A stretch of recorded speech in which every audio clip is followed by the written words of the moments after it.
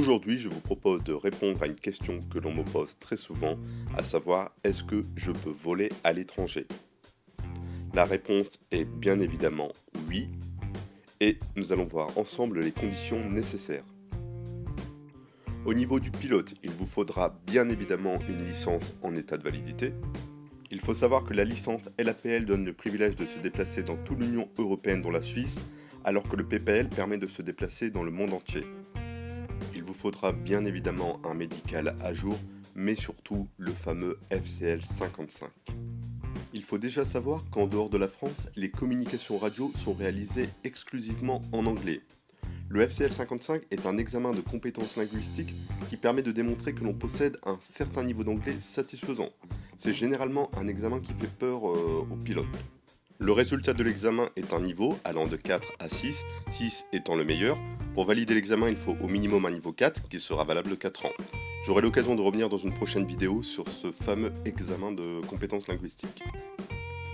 Les aéronefs immatriculés en France qui font l'objet d'un certificat de navigabilité de niveau OACI sont autorisés à voler dans l'ensemble des États membres de l'OACI, sans validation préalable de leur titre de navigabilité.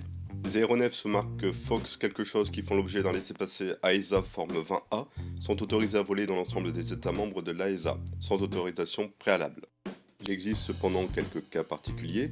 Je vous ai mis dans la description un lien vers un document qui explique en détail ces exceptions. C'est notamment le cas pour le Royaume-Uni, l'île de Jersey, Guernesey et la République d'Irlande. Dès lors où il y a franchissement de frontières, il vous faudra obligatoirement déposer un plan de vol. Au niveau des douanes, c'est très simple. L'espace Schengen, c'est la libre circulation des personnes et des marchandises. Donc si vous volez dans un pays de l'Union européenne dans l'espace Schengen, aucune autre formalité. Si vous volez dans un pays de l'Union européenne hors espace Schengen ou hors d'un pays de l'Union européenne, il vous faudra alors effectuer un arrêt sur un aérodrome douanier. Enfin, un dernier conseil avant de vous rendre à l'étranger, c'est de bien vous renseigner sur les éventuelles particularités du pays. Par exemple, pour se rendre en Angleterre, il vous faudra remplir une déclaration GAR, General Aviation Report.